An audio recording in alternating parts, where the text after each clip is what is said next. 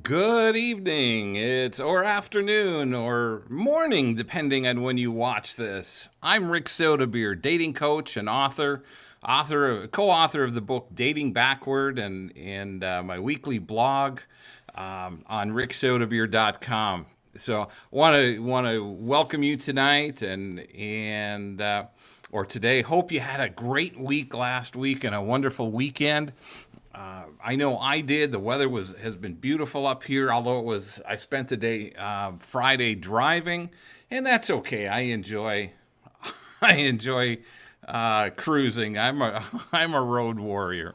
Anyway, thanks for joining in today, and want to visit. Yeah, a couple of things have come up over the last week, and I've had a couple of comments and a couple of people sharing their experiences with me, and it just caused me to think about today's topic, and as I noted in the comments when I posted it this morning, is should I stay or should I go? When do you make the decision to pull the plug on a relationship, or how long do you continue to nurture it to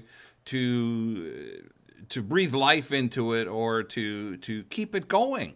There's a fine line there, and I guess I might be a little more inclined to cut it off earlier rather than later, because it just takes so much time, so much energy, and rarely do I see a relationship work when you see problems or when you see red flags. In fact, I only know of one relationship that has worked out, and it was a communication issue, and she worked her butt off to get him to open up and share what was going on.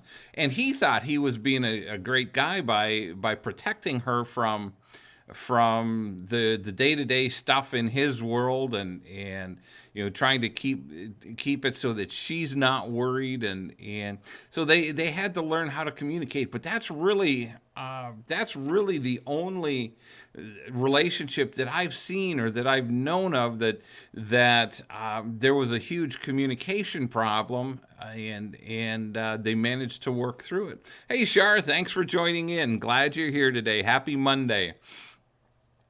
So, when do you decide to make that call? Ladies, I know that you all tend to work on it to the nth degree, and I'm sure there are some guys out there that do the same thing. But what happens? What happens when you just hang on and hang on and hang on? How does that work for you, and how does that? And I'm not using the Dr. Phil line. Well, how's that working for you? No, but how does it work for you? How does it impact you? There's a regular viewer here that emailed me over the weekend and said that she had finally made the decision to walk away from a bad relationship, and we've actually talked about it, emailed back and forth a couple of times, to discuss her situation, and it took great courage for her to break away. It was a longer term relationship, but it wasn't working. It was toxic for her. And Shar says, it's stressful when you know it needs to end, and it's hard to make it happen. It is. That's exactly right, Shar. It takes great courage to step forward, but the the uh, the the sooner you recognize, or as soon as you recognize that this is not going to be a great relationship for you, or not going to be a healthy relationship for you, it's time to pull the plug. Because the longer you wait, the harder it becomes, because you become more entrenched in that relationship. The And I can't, I as I think about it, I say the emotions, the connections get deeper, but it's more the routine grabs a deeper hold on you. It's hard to give up having somebody in your life. It's hard to have that partner, that somebody to talk to, when something goes well or when you have a problem, somebody to share your day with. It's hard to give that up. But the reality is that it takes courage to be able to step away and recognize you deserve better. Recognize that your partner deserves better, because if it's not good for you, it's not going to be good for them either. While they may think it's a fine relationship and everything's okay, if one party is not happy, then it's not a strong, healthy relationship. So you have to be able to step back and say, hey, is this really what I'm looking for?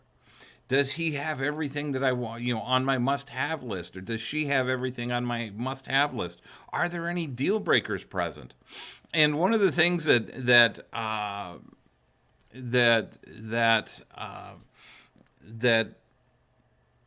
one of the things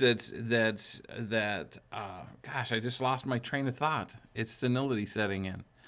Let me take Shar here. Shar says it's hard to say the words will hurt someone you do care about, just not the right one.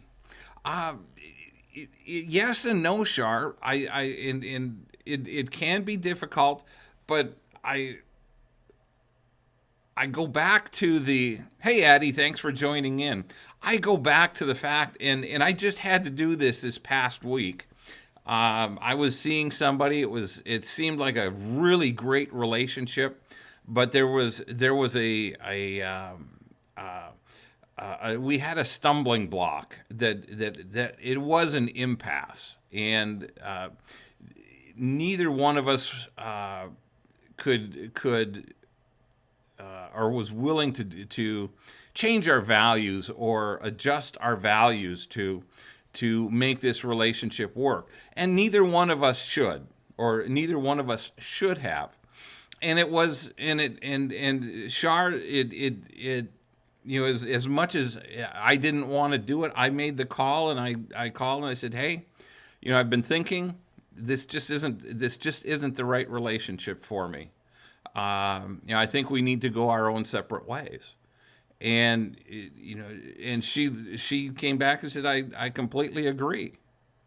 And so, it might surprise you when you have these adult conversations, when you have the courage to step out and say, yeah, this just isn't the right relationship for me. It's not working. And I don't want to say it's ever going to be easy, but it gets easier each time you do it. It's practice, it's repetition. Not that we want to do this all that often, but it in the dating world, in the effort to seek your extraordinary relationship or your soulmate relationship, you're going to have to do this, and it's not always going to be right up front. Ideally, I teach that for most things you can tell within 30 days or less if someone is worth pursuing further. But that doesn't mean they're going to be ideal. It just means they're worth pursuing further. And what that does is that opens up the door to further dating, getting to 3 months, getting to 6 months, getting to 9 months. And during this period of time that you start to see the real person, you start to see the character, their character, and they start to see yours. It goes both ways. And when you start to see things that don't fit, that don't fit the scenario of your ideal relationship, then you have to step back and say, is this the right relationship for me? And sadly, most relationships are you're going to answer that question with a no. This is not the right relationship for me. It isn't until you find that last one. You got to get to the last one, you know, before you can say, yeah, this is the right relationship. You know, and sadly, we all go through it, and it's never easy. It takes courage, and sometimes it takes. There has to be a pause to make sure that you think through everything, and you ask yourself, what else could this mean? Are there other possibilities? Is there a way we can work through this? Are there tools at our disposal that can help us work through this issue? And have we talked it through? Have we talked about it? Is it and is this truly a deal breaker? These are all the questions that you need to go through, and hopefully you've got strong enough communications that you can talk to each other about these things. And I'll admit, I teach about communications, but I still stumble. I still am not perfect when it comes to my communication efforts, or my ability to communicate my thoughts, because one of my issues is I get emotional about stuff. And when emotions get thrown in, words get said, and then all of a sudden feelings are hurt, and so what I have learned for the most part is to step back and cool off before anything else is said. If we're having a heated discussion, then I recognize that there has to come a break point, and let everybody cool down and let everybody think about things, and then make some decisions from there. But the other part of this is that when you do recognize that it's not the right relationship, or you do recognize that it's not going to work out, it's time to move on. The worst thing that you can do is to try to prolong this and keep trying to fix it. When you recognize it's the wrong relationship, it's time to end it right there. As my post said on Facebook this morning, the only time that's ever truly wasted in a relationship is the time from the point where you recognize that it's time to leave to the time that you actually do leave. That's the only wasted time. And hopefully most of you can recognize that decision, or recognize that need to move on, so that you can find your extraordinary relationship. And that's what this is all about. If you're dating somebody, yes, it hurts, it's frustrating, and sometimes they're going to get more wrapped up in the emotions than you are, and vice versa. You're going to get broken up with, and you are going to break up with somebody. It's going to go both ways. And Susan says, hey, Susan, thanks for joining in. She says, in my mind, it is never easy. I always examine motives, theirs and mine, trying to give the benefit of the doubt. In the end, it's all God's time, and I'm learning from each date. Awesome. And you're exactly right. You do need to examine both sides. They're intense. The as you said, the motives, and but ultimately, what it boils down to, Susan, is what's right for you. And if you can see plainly that this relationship isn't right for you, in spite of their good intentions, you need to make the decision to, in my opinion, to move on. It does neither one of you any good to try to stick around, try to make something work, and try to force a situation, or try to force it to be your ideal relationship. It never will. If you do stick around and you say, well, yeah, I can live with that, or there's no such thing as a perfect relationship. Well, you're right.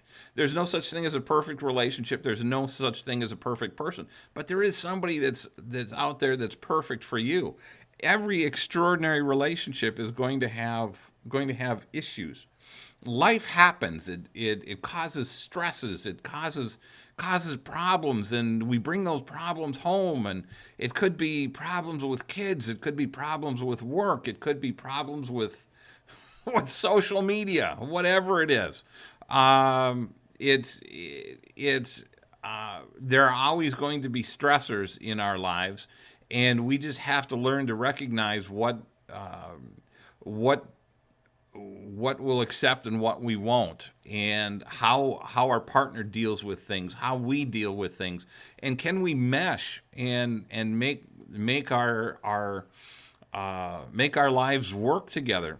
Hey, Amy, thanks for joining in. Glad to see you're here. So it's never an easy situation.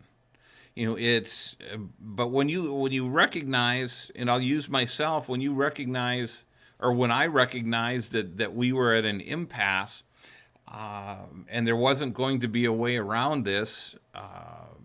She was set in her ways, and I was not accepting of that way, and that's as close to a revealing of my life as I'm going to get. I'm not going to stir up issues with anyone, and so it just, we had a difference that we just couldn't work through, and that's okay. It doesn't make her a bad person. It doesn't make me a bad person. It's just who we are, and the whole idea is that if it's not going to work, let's not waste our time sticking around and just going through the motions. It's is as unpleasant as it is to start over again. It's far better than being in a relationship where you are building up animosity and even distrust for your partner, because of things they say or do, or and it's just, life is too short to keep hanging on to that, to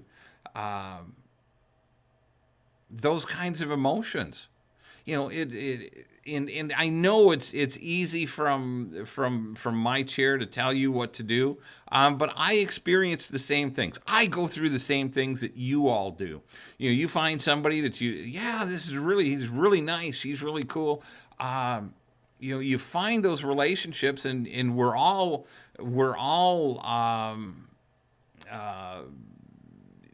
bubbly and giddy, and just excited about the relationship, or the prospects of the relationship. And then as we go along, as we start to get into the routines of regular life, then you start to see, you start peeling back the layers of the other person. They start peeling back your layers, and that's when you start to see whether this is good or whether it's not. So you have to pay attention to all that.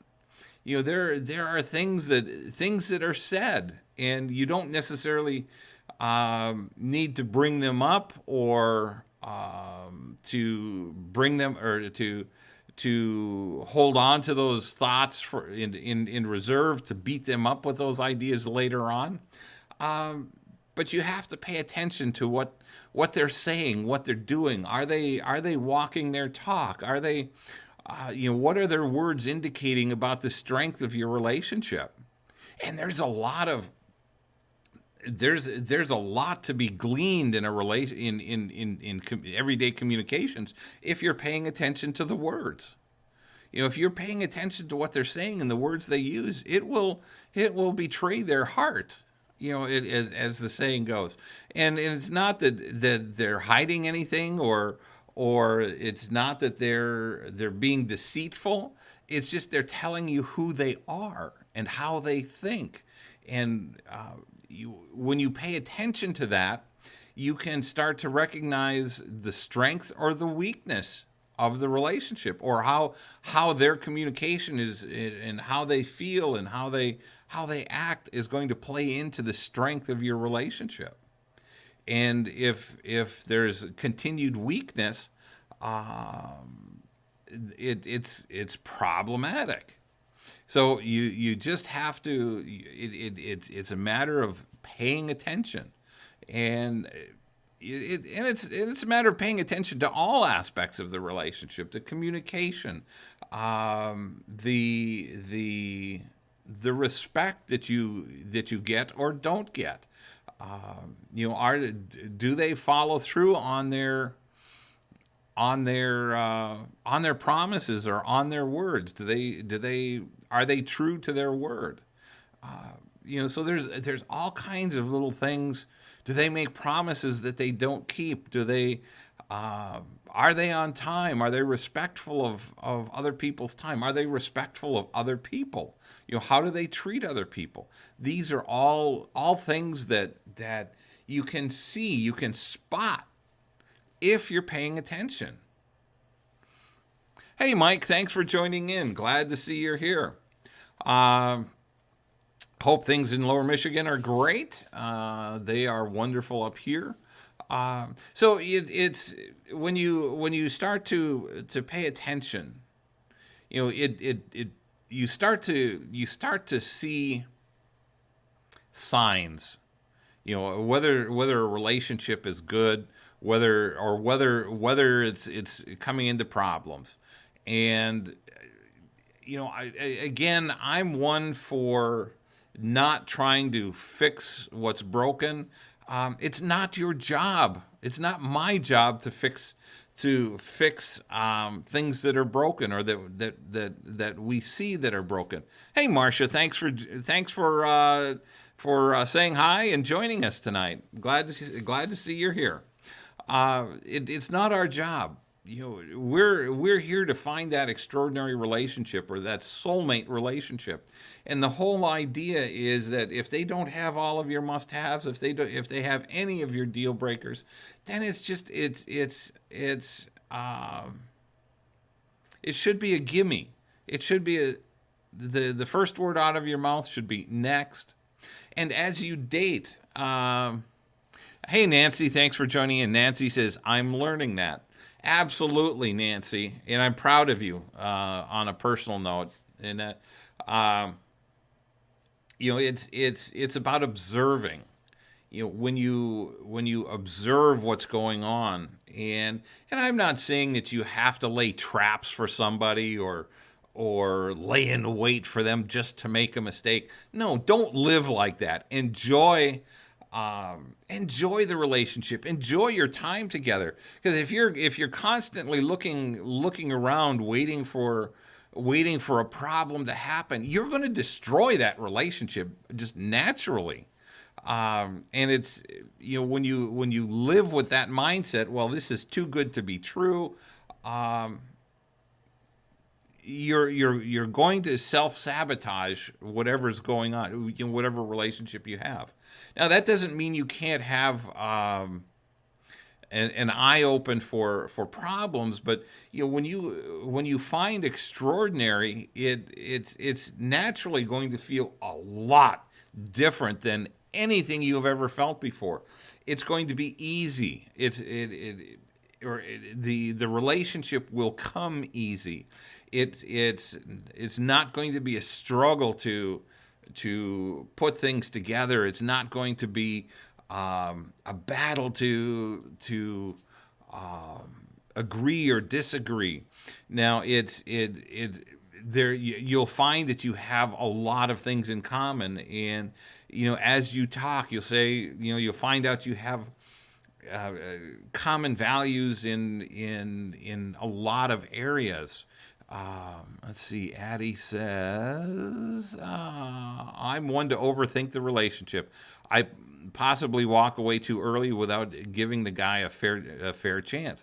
It seems I need to work on my timing. I either cut it short or I stay too long. Well, I will never fault you for walking away too early. If you're feeling that it's not the right relationship for you, Addie, I'm all for walking away early, because you end up sparing your time and your emotional energy, and you end up saving that for a better relationship.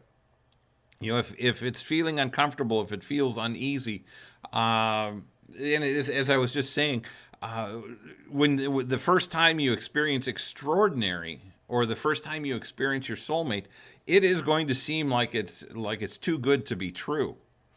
And I've experienced that, and uh, it's it's an amazing feeling, because you connect on such a deep level. You're able to communicate. You're able to share not just the easy and the fun stuff, but you're able to share the hard stuff. You're able to have hard conversations.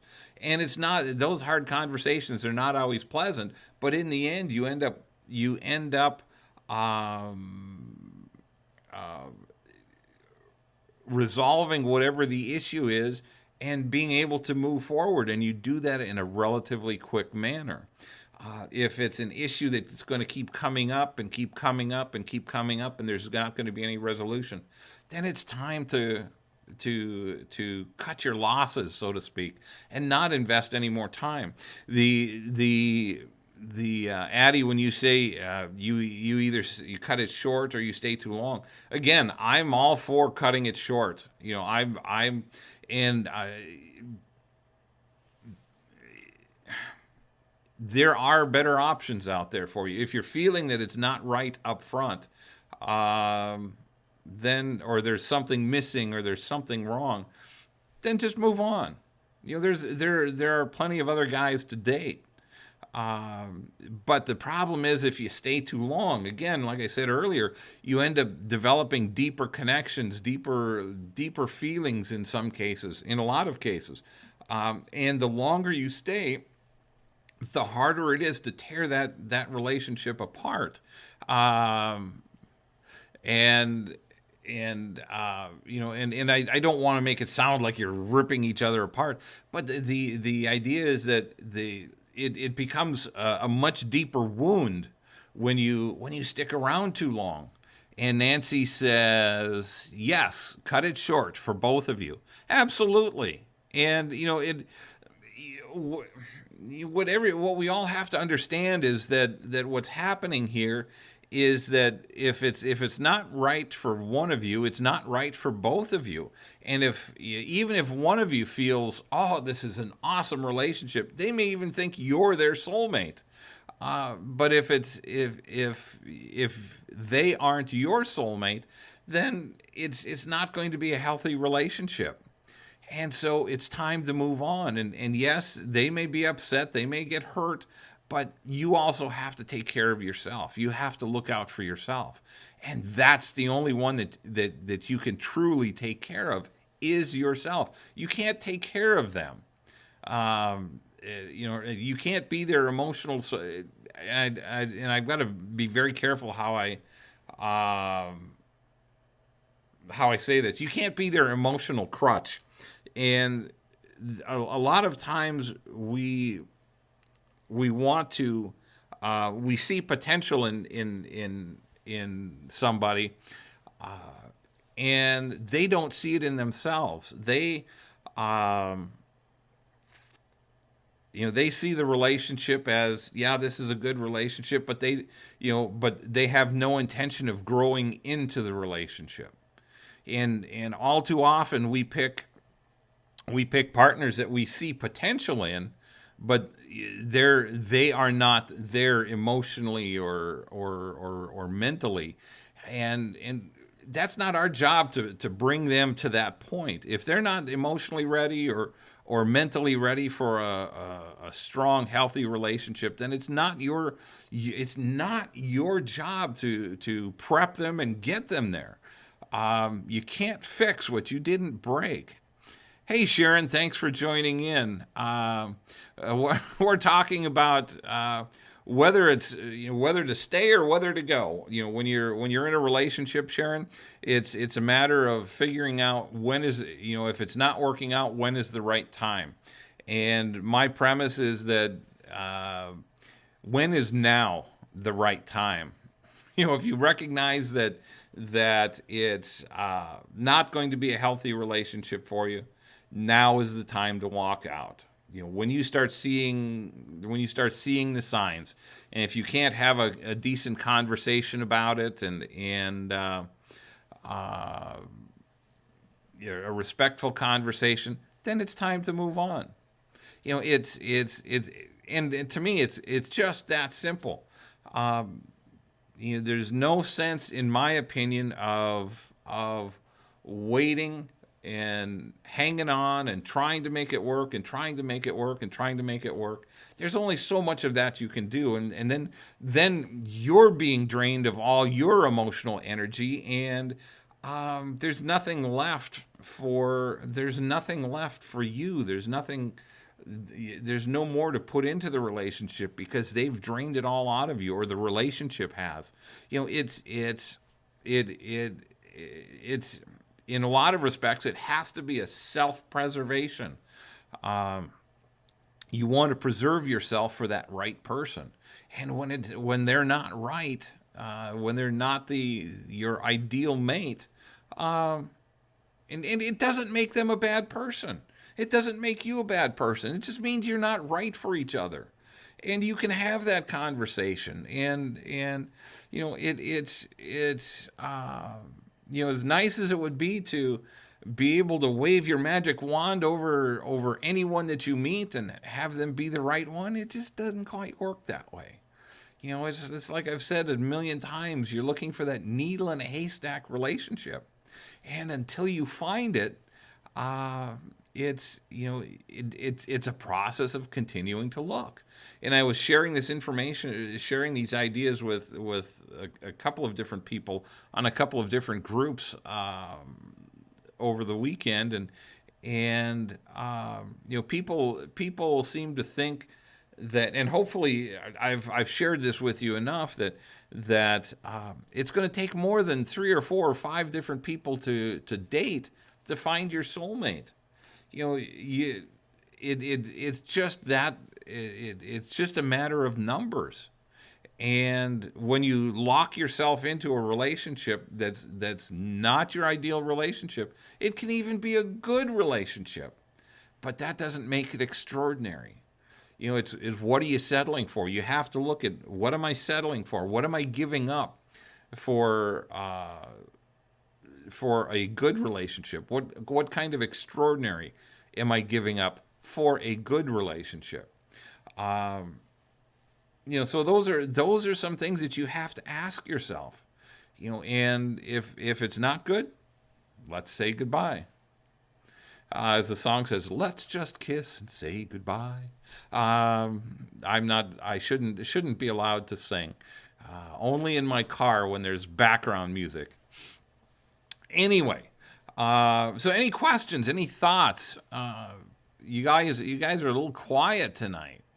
So anyway, but the whole idea is to preserve your dating life for the right person. And it means a lot of one and done dates. It means a lot of short term relationships, a month, 2 months, 3 months, and then move on. And then you'll run into the occasional relationship that'll run for a couple of years. But the problem is if you're staying in those relationships for all the right reasons, or if you're staying in those relationships for the wrong reasons. If it's what I sometimes call a revolving door relationship, where you last for a few months and then you break up and get back together for a few months and then break up.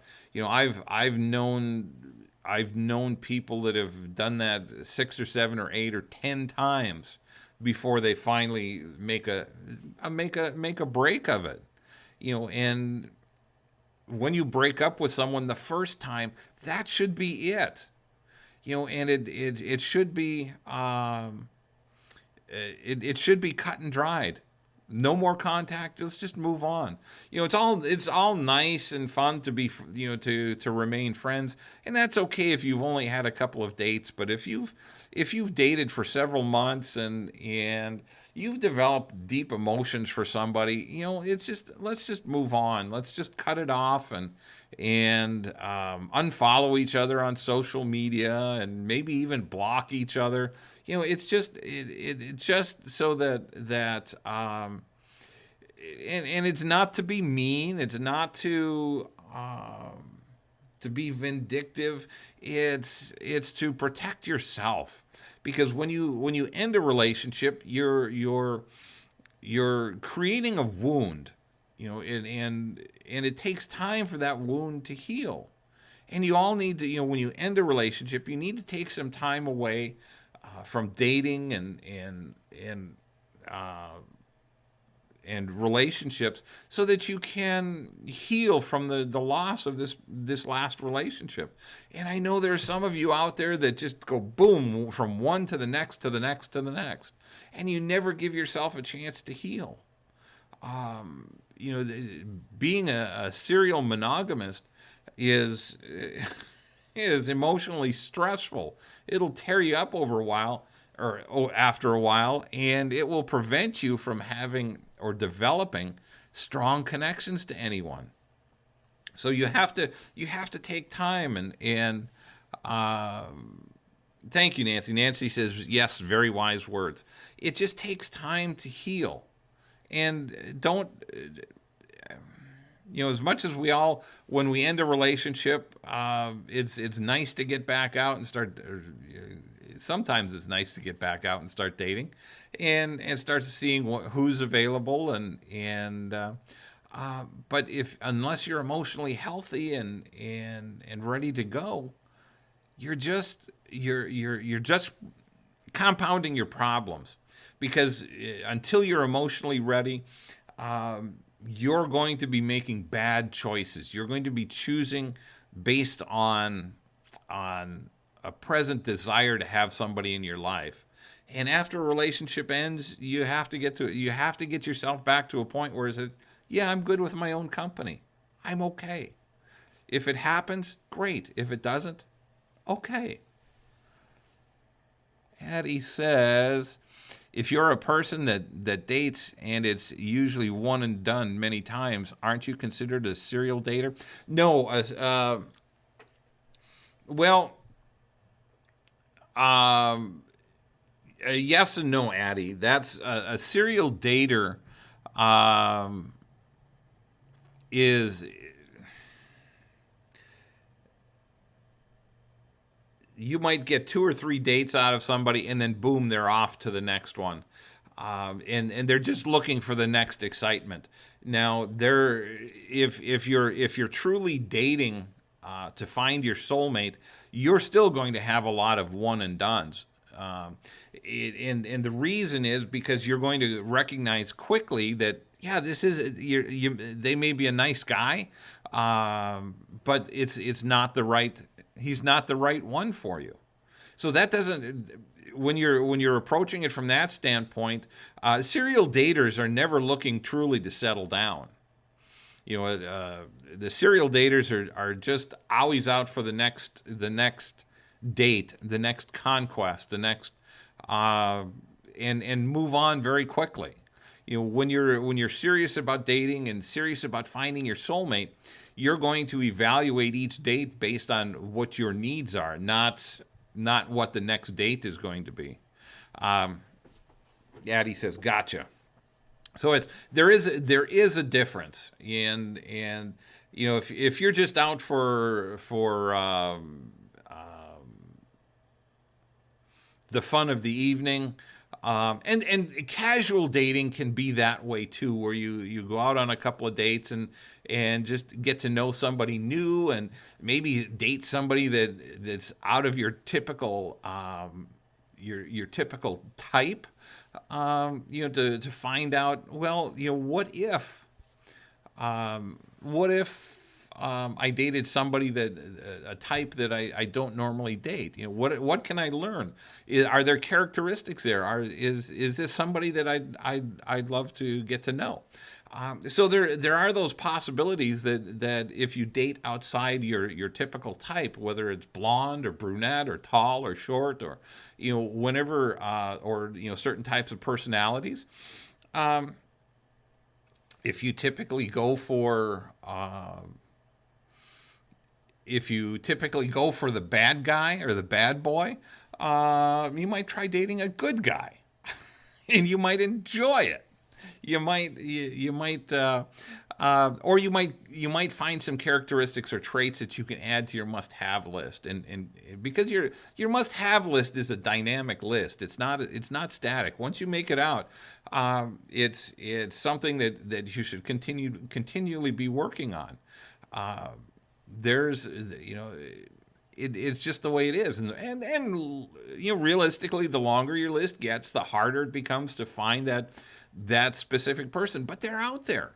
Your soulmate is out there, and I believe we all have more than one. And just based on the number of people in the world, there are more than one soulmate for each of us. It's just a matter of which one we find first. And sometimes you have to expand your universe. By meaning that you may have to expand your dating realm outside of your immediate area. I've talked to people that don't want to date anybody outside of a 10 or 15 mile radius. Well, that's okay, but you really do restrict your possibilities of finding your soulmate. And and that's up to you. And for me personally, dating somebody that's an hour away, 2 hours away. In Kansas City, dating somebody an hour away is dating somebody on the other side of town. And to me, that's easy. That's a piece of cake. Dating somebody 4 hours away, 5 hours away, that's okay. If you develop a strong enough relationship, you just make trips back and forth each weekend and make long weekends out of it. If you're lucky enough to be flexible, that you can work from home or work from anywhere, you can drive, you can jump on an airplane, you can do whatever. But open up to your flexibility a little bit and see what happens. Maybe a long distance relationship isn't for you, but try it once. Just experiment and see what happens. Amy says, good advice not to hang on to the relationship is over. Absolutely. And Amy, you're exactly right. And sometimes it takes longer than others to let go of a relationship. There's a great book out there that I read a year or so ago, maybe 2 years ago now, a year and a half, called Exaholics. And I started reading this book and I said, I've done that. And it's all the crazy things that some of us do when it's almost like we're addicted to somebody that's broken up with us.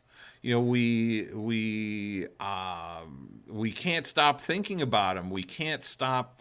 We continue to try to contact them, or we drive by their house, or whatever it is, some of the crazy stuff. But I there's been a couple of relationships, and they were not extraordinary relationships, but they were decent relationships.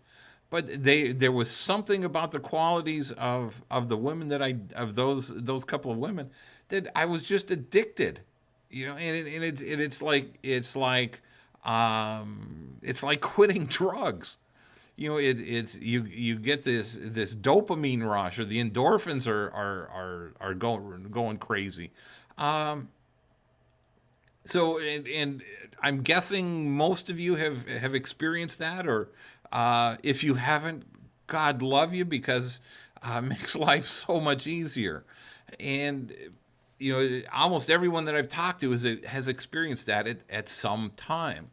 It's not every relationship is not like that. Every relationship it tends to end, or most relationships tend to end with, this is it, boom, unhappy, hurt feelings, and we move on. We cry for a little bit and hopefully move on. But you have to take time, as Amy says, to not hang on to those old wounds. Let those wounds heal, and by letting, and this is a great illustration, Amy.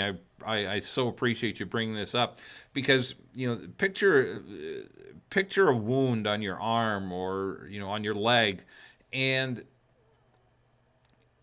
picture communicating with somebody, answering a text, answering a phone call, as just peeling the scab off that wound.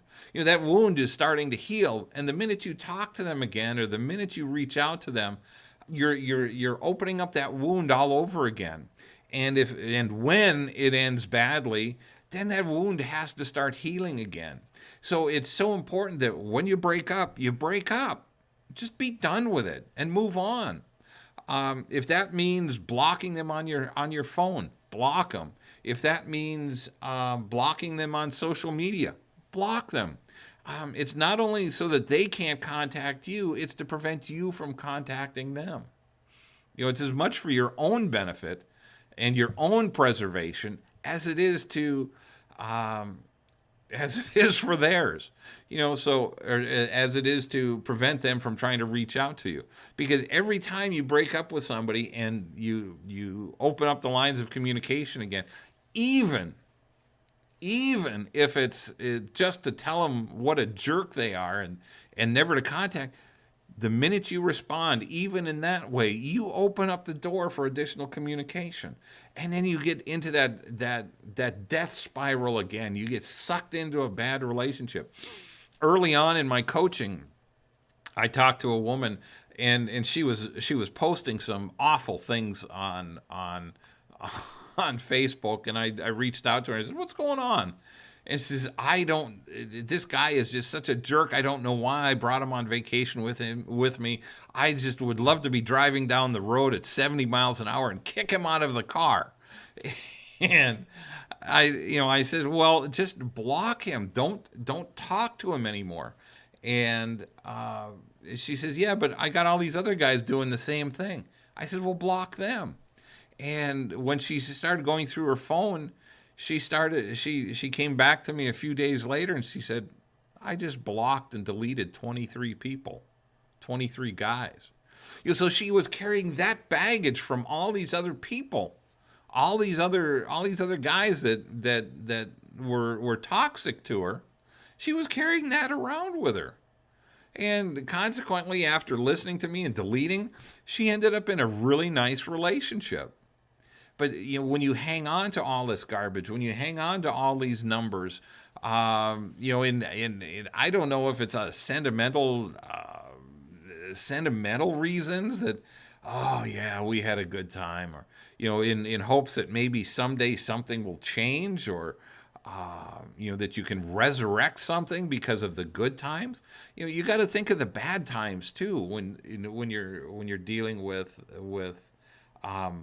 walking away. You're walking away for a reason, and that reason typically doesn't change over time. If even if it's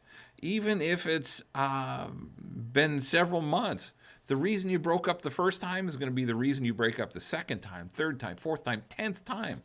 Just don't do it. And again, don't hang on to a relationship just because you don't want to start over. It's difficult to start over. I admit. It takes courage, especially if you've been with somebody for a while. It takes courage to walk away. But you've got to do it for your own benefit. When you're emotionally tied to someone, you can't possibly be available emotionally or even physically to an extraordinary relationship. So it's important to recognize your lines, where your boundaries are, what's important to you in the relationship and what isn't. And when things that are important to you aren't there, or they're missing, it's time to go. It's that simple. Because you're not going to, you can try to change somebody, you can try to motivate them to be different. It's just never going to happen. I mean, they may change for a little while, they may make adjustments here and there, but ultimately, it's still going to be only a good relationship at best. And we should all be striving for extraordinary, for finding our soulmate. And when you find, and I know I've said this earlier, but when you find your soulmate, you'll connect on such a deep level. You're going to be amazed and said, I've never felt this way before. And you're right, you haven't, because 90 with the exception of maybe Shar, none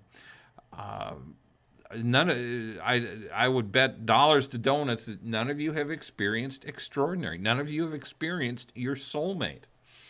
And that's why we see so much divorce in this country, because we settle. We say, well, he's got most everything, or she's got most everything that I want in my relationship, and I can't expect to have it all. Let me tell you, you can have it all. But you have to know what you want. You have to set the boundaries and say, no.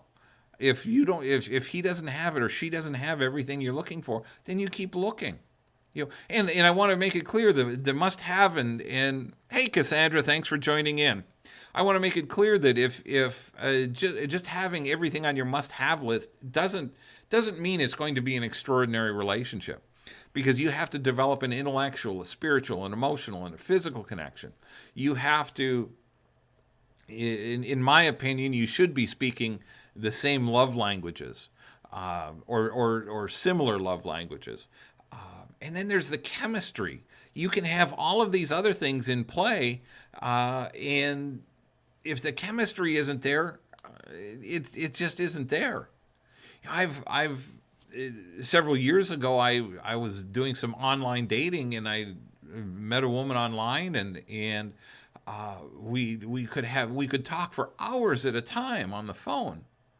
We met in person, and it was dead air. It was just this awkward.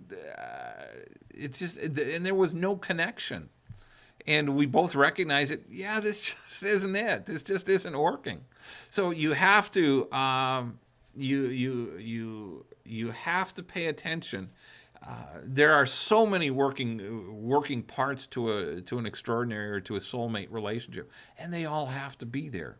And if you're in a relationship now and you're not feeling that connection, then there's something missing. Whether it's the chemistry or whether it's the love languages, and you can learn to speak other love languages, but I contend that if you speak similar love languages up front, wow, it just takes your communication and your connection to a whole nother level. And Shar says, I admit I was very lucky with Al. I am cleaning files and came across what several people shared at his funeral, and they all spoke of the visible love we shared with each other. It was a tearful day, but loved reading what others thought of him and of us. Awesome. And those and I understand. Those are really tough things to go back through. Hey, Deborah, thanks for joining in. And thanks for sharing that, Shar. I know that becomes a tough day, and I just but yeah, look at and I think you're looking at it in the right light. That you were loved, you loved Al, and people recognize that, and that's and for the rest of us, that's the kind of love that we should be seeking.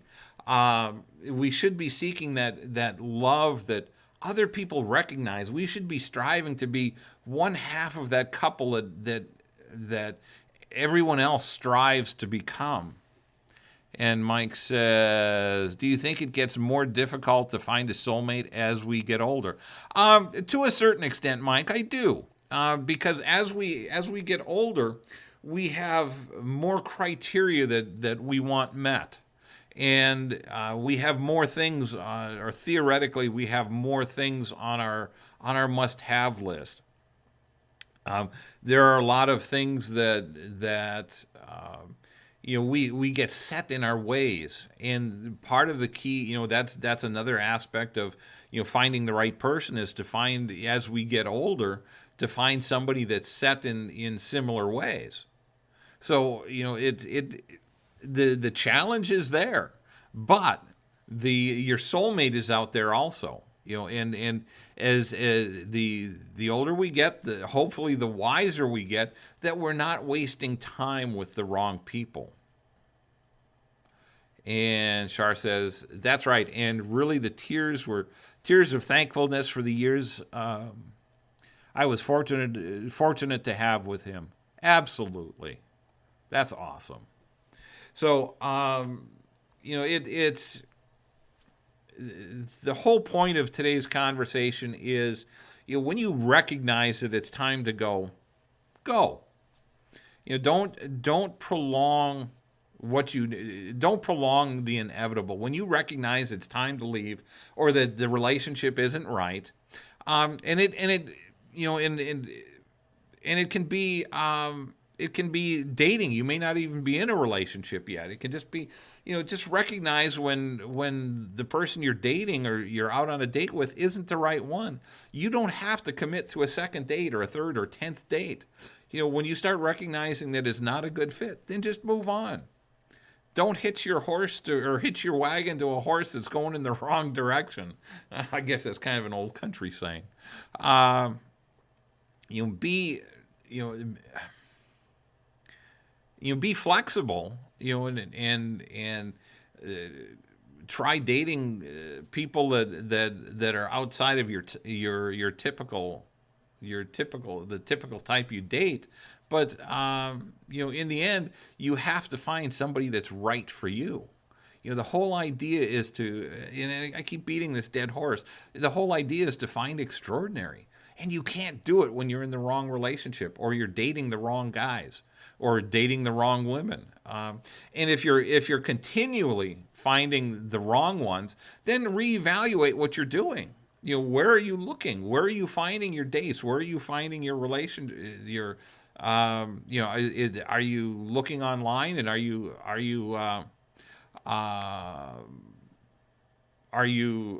looking for the wrong characteristics?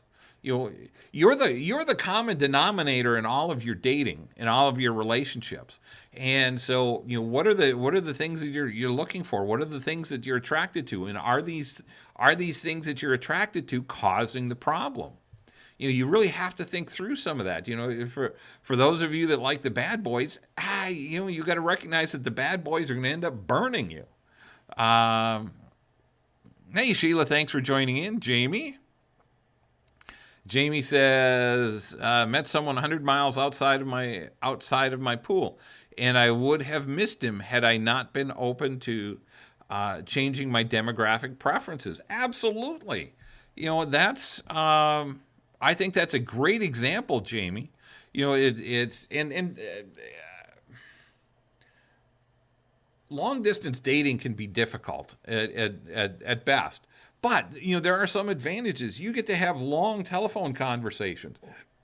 You get to spend time talking to each other and sharing ideas and thoughts and dreams and goals, without being in their physical presence. And you can just get to know a deeper level of them that you can't always get when you're physically together. When you're physically together, you may be going out and doing things and not having deep conversations. When you're physically together, you may be in bed, and that is statistically or scientifically, we stop learning about each other as soon as we start sleeping with each other. As soon as we start having sex. So there are advantages, and Jamie says it's a challenge, but so worth it. And we talked for hours before we met. Absolutely, that's what I'm talking about. And if one of you is flexible enough to be able to move eventually, then you work on on the distance issue. It will work itself out if it's the right relationship. And I contend that if it's the right relationship, if they're your soulmate, then you'll find a way to make it work. If it's not a soulmate relationship, then you'll find excuses that it won't work. And with that, hey Connie, thanks for joining in. Connie asks, can you expound on the when we are sleeping together, we stop learning about each other? Yes, that's studies have been done that show that as soon as you start having sex, you stop having some of the deep conversations that you had before sex, and when you have sex in the first few dates, there's still that. There's some guys that are still out there on the 3 or 5 date rule that if we're not in bed by the third date or the fifth date, I'm out. And when you find one of those guys, it hurts. You seem to be having a great time and getting to know each other, and then boom, he's gone because you're not sleeping with him. And I'm a firm believer that the longer you wait, and studies show the longer you wait to have sex, the stronger your relationship will be. And I've had ladies tell me this. Well, I'm not sleeping with I'm not marrying anyone that I haven't slept with because I want to make sure everything works. Well, I understand that. But then you run the risk of diminishing your ability to learn about each other, and it's just and Connie, it's just a psychological thing. If you think about it, when you sleep with someone, the emotions and the hormones start raging, and the dopamine, the endorphins, the oxytocin, all these things start coming into play, and they start clouding our mind, like clouding our judgment and our vision. Eventually a lot of relationships, and a large majority of those relationships become getting together for dinner, jumping into bed, going to work, and maybe watching a movie in the evening, and that's all there is. You don't develop a strong communication, or the strong communication stops. It's so that's what I mean by sleeping together too quickly. Ideally, what you want to do is wait until marriage. That's scripturally, that's what sex is designed for. Is designed for the confines of marriage. But I know statistically that 95% of you are going to end up in bed before marriage. So that's a statistical fact too. Studies show that's what's going to happen. So I have to be realistic about it. Ideally, the longer you wait, if you can wait 90 days, if you can wait 180 days, the longer you wait, the stronger your relationship is going to be. Let's see. Deborah said, so many jump into relationships before they are healed, and I have learned to ask better questions. Absolutely. And we talked about that a bit earlier, Deborah. It's so easy to just jump from one relationship to the next without taking that time to heal. And Jamie says, we are planning that. I will be moving to Maryville in the next 6 months. He is my soulmate. Awesome. I'm glad to hear it, Jamie. So Pillow Talk has yielded some of the best conversations. Oh, I couldn't agree more. And let's see. Shar says, I have a surprise for her. She will reach an age where where most don't work. But the good news is that that doesn't mean the end of the intimacy road. That's also a good point. Connie says that makes a lot of sense. Yes, abstinence is best. Yes, I agree. And Connie says thank you. You're all very welcome. I appreciate you. We're a little bit over an hour, and I appreciate you all for hanging out with me tonight and sharing your comments and thoughts and questions. And I hope you have a great and blessed week. If you have any questions in the meantime, shoot them to me. I'll do my best to answer anything that comes along. And if you want to dive deeper, check out my book, Dating Backward, A Practical Guide to Dating and Finding Your Soulmate. And it's just practical, common sense advice, scripturally based, and you might enjoy it if you enjoy reading. And if you don't, if you want it in the Kindle version or an e-reader, go to Amazon. It's available on Amazon.com. You're welcome, Shar. Deborah, you're very welcome. So I hope you have a great and blessed week. I'll see you next Monday. I will be up here all month in the Great White North. Actually, it's not the Great White North right now. It's in Upper Michigan, Ironwood, Michigan to be exact. And it's we finally cooled off a little bit. We're mid 70s today, and that's a bit of a relief.